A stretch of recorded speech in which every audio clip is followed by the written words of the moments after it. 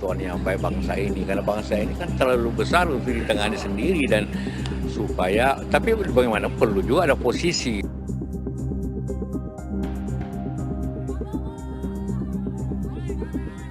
Presiden terpilih Prabowo Subianto langsung tancap gas bertemu politisi maupun partai politik di luar koalisi Indonesia Maju. Seperti yang terlihat usai penetapan pemenang Pilpres 2024 kemarin, Prabowo langsung bertemu Ketua Umum PKB Muhaimin Iskandar di kantor PKB.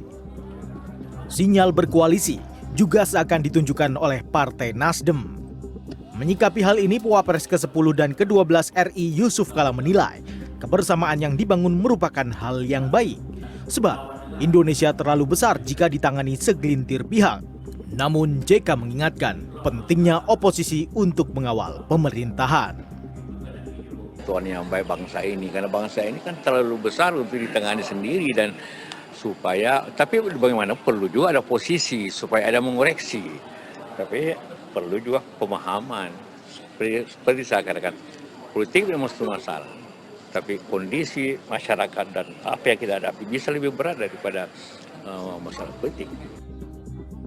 Di sisi lain, Ketua DPP PDI Perjuangan Ahmad Basarah menyampaikan kemungkinan pertemuan antara Ketua Umumnya Megawati Soekarno Putri dengan Presiden terpilih Prabowo Subianto di kantor DPP PDI Perjuangan Senin malam. Tak hanya itu, Partai Demokrasi Indonesia Perjuangan juga menyatakan kesiapannya apabila nanti harus berperan sebagai oposisi di parlemen. Meski demikian, keputusan resmi partai terkait posisi politik di parlemen dan rencana pertemuan Megawati Prabowo nantinya akan bergantung pada hasil Rakornas yang akan digelar bulan Mei. Tentu dalam konteks itu Bu Mega akan mengaitkan dengan bagaimana positioning PDI Perjuangan sebagai sebuah partai politik.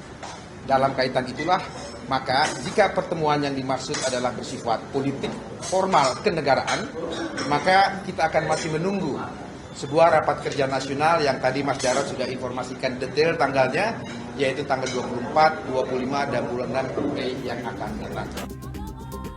Tim Liputan CNN Indonesia.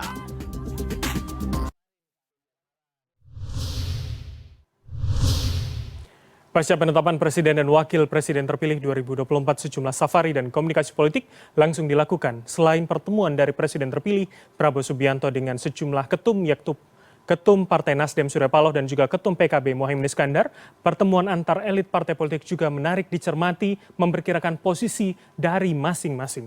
Lalu siapa yang akan bergabung ke dalam dan siapa yang kemudian akan bertahan di luar pemerintahan.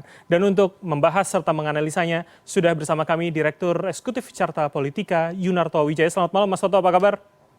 Selamat malam Mas Bram, kabar baik. Alhamdulillah kabar baik Mas Toto. Jadi kalau sekarang yang sedang berlangsung adalah pertemuan PKS dan PKB. Apa yang bisa kita baca konteksnya? Lebih ke soal pilkada atau kemudian jangan-jangan ini PKB seakan-akan menjadi jembatan begitu sebelum akhirnya nanti Prabowo yang langsung ke PKS sendiri begitu Mas?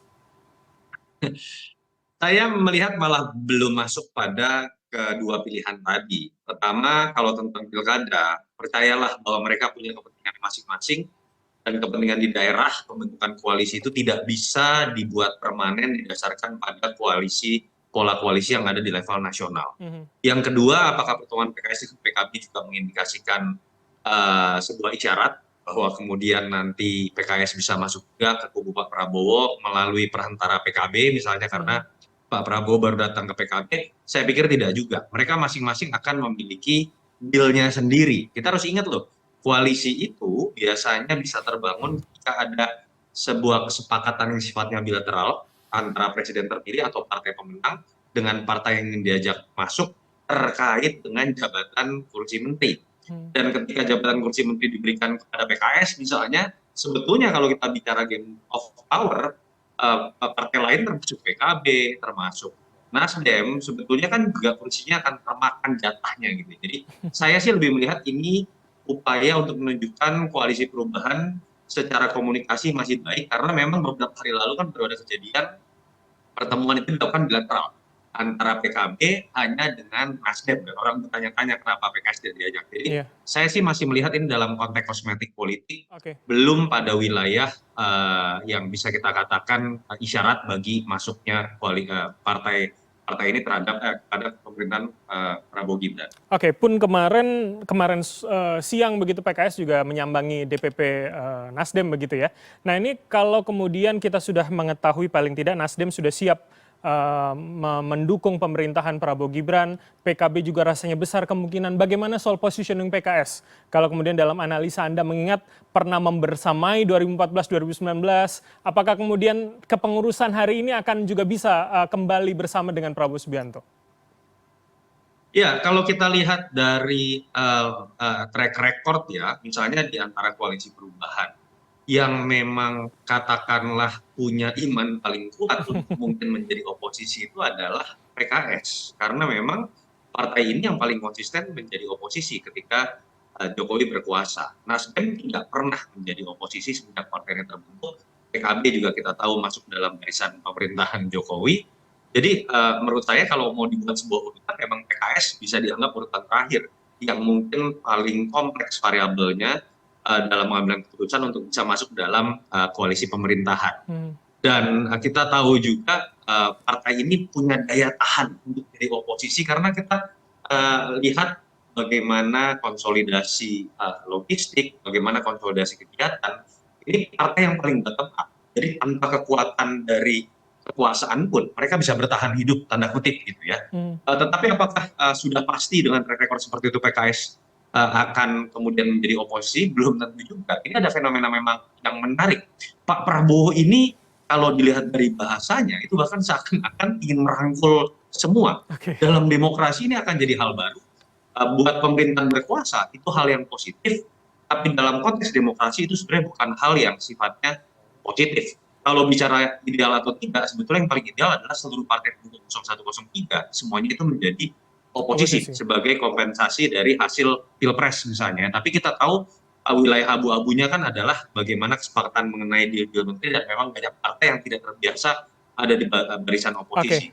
Saya menduga tetap dari semua pertanyaan besar ini yang memang akan paling menarik adalah bagaimana pertanyaan mengenai PDI Perjuangan dan PKS yang mungkin akan menjadi dua partai terakhir untuk bisa dengan mudah ditebak masuk dalam barisan pemerintahan Prabowo Gibran. Baik, itu menjadi dua terakhir begitu ya yang mungkin bisa diperkirakan akan masuk. Tapi kalau begitu saya ingin fokus dulu. Kalau kemudian PKB dan Nasdem sudah besar kemungkinan akan bergabung, bagaimana soal jatah menteri misalkan? Apakah kemudian itu akan sangat ditentukan pada keputusan pasca pertandingan atau kemudian kekuatan pileg juga akan cukup menentukan, Mas Toto? Ya, biasa kan hitung-hitungannya itu kan didasarkan pada dua variabel yang seperti Mas Bram sebutkan. Pertama, seberapa besar keringat yang sudah dikeluarkan melalui pertarungan. Ini kan bicara mengenai loyalitas dan sikap awal. Tapi ada harga juga yang bisa menjadi mahal, walaupun bukan menjadi bagian dari pertarungan pilpres, tapi kemudian memang kursi di parlemennya besar. Dan dalam kebutuhan menjaga stabilitas politik di parlemen, yang kursinya besar itu harganya lebih mahal. Di situ ada misalnya PDI Perjuangan. Dan saya pikir dua hal itu yang tidak mudah kemudian untuk diputuskan, karena ada variabel lain ketika Pak Prabowo memberikan penilaian terhadap dua variabel tadi, partai-partai yang sudah lebih dahulu masuk juga mungkin menurut saya akan merasa punya hak memberikan penilaian. Karena tadi ya, kalau saya udah capeknya setahun, saya udah capeknya 6 bulan. Ketika bicara baru masuk terakhir-terakhir harusnya harganya lebih murah dan lain-lain. Artinya kita akan menurut saya tidak mudah nih. Tantangan utama buat Pak Prabowo adalah pertama, bagaimana secara kuantitatif kalau ingin menggarap partai sebanyak-banyaknya, bagaimana mungkin 34 kursi menteri itu bisa mencukupi? Masa semuanya orang partai? Sementara kita ketahui, kalau kita bicara di persepsi publik, menteri-menteri yang namanya sangat bagus itu semuanya berasal dari, hampir semuanya berasal dari kalangan teknokrat. Sri Mulyani, Bu Retno, dan lain-lain. Dan kalau kita bicara track record negatif pun, semua menteri yang ditangkap dari periode pertama sampai kedua Pak Jokowi itu berasal dari kalangan parpol. Artinya, ada potensi kepuasan publik, kepercayaan publik, dan persepsi publik itu malah menjadi negatif ketika Pak Prabowo mengartikan bahwa semuanya akan dimasukkan ke dalam barisan pemerintahan dan otomatis akan menampakkan wajah kabinet yang isinya sangat politis. Oke, tapi mana yang lebih besar kemungkinannya? Seingat saya paling tidak PKB dan Nasdem masuk dalam 5 besar perolehan suara untuk legislatif begitu. Apakah itu kemudian artinya akan ya bukan hanya 2-3 porsi atau kursi saja begitu yang bisa didapatkan ketika bergabung nanti? Iya, kalau kita melihat dari pengalaman Pak Jokowi ya, seperti ada partai-partai yang baru belakangan masuk seperti PAN, saat itu dapat 1 kursi saja. Jadi saya pikir sudah menjadi sebuah kesepakatan tanda kutip secara informal bahwa kemudian yang belakangan masuk tentu saja walaupun jumlah kursinya lebih besar akan mendapatkan jatah kursi lebih sedikit gitu. Dan menurut saya ini yang akan jadi tantangan buat Pak Prabowo ketika kemudian tidak bisa menentukan nama ketika belum bisa memastikan partai mana saja yang masuk. Oke. Karena ketika sudah ada kepastian pembentukan koalisi, partainya jumlahnya berapa, barulah kemudian dia bisa menentukan nama-nama dengan komposisi yang ada.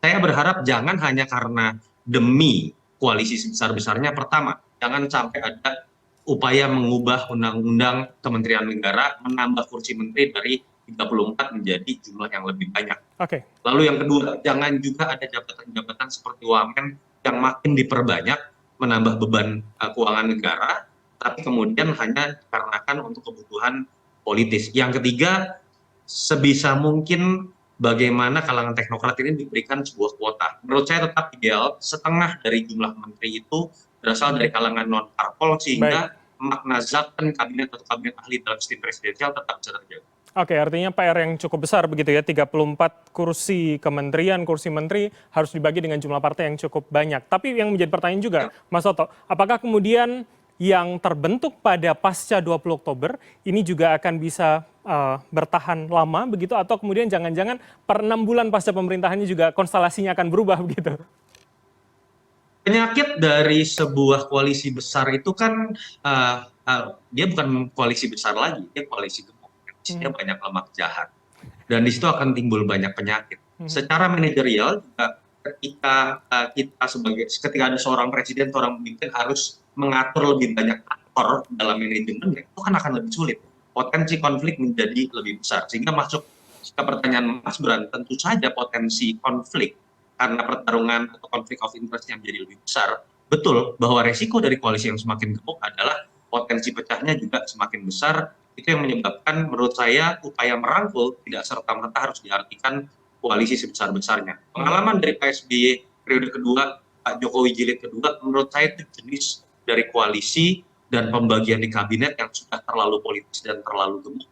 Pada akhirnya tidak sehat juga dalam konteks perebutan kepentingan di dalam pemerintahan. Di sisi lain juga itu tidak baik buat demokrasi karena fungsi DPR itu akan menjadi mati dengan sendiri. Oke, baik. Dan menarik pula tadi yang Anda sebutkan soal membahas paling tidak PKS dan juga PDP yang mungkin akan menjadi 2 partai terakhir yang akan kita bahas apakah bagaimana posisinya. Tapi kita bahas setelah jeda, Mas Toto, karena nanti kami juga akan mengundang salah satu politikus PD Perjuangan untuk mengkonfirmasi bagaimana kepastian PDIP apakah bergabung atau di luar pemerintahan. Pemirsa, tetaplah bersama kami di Pilihan Indonesia.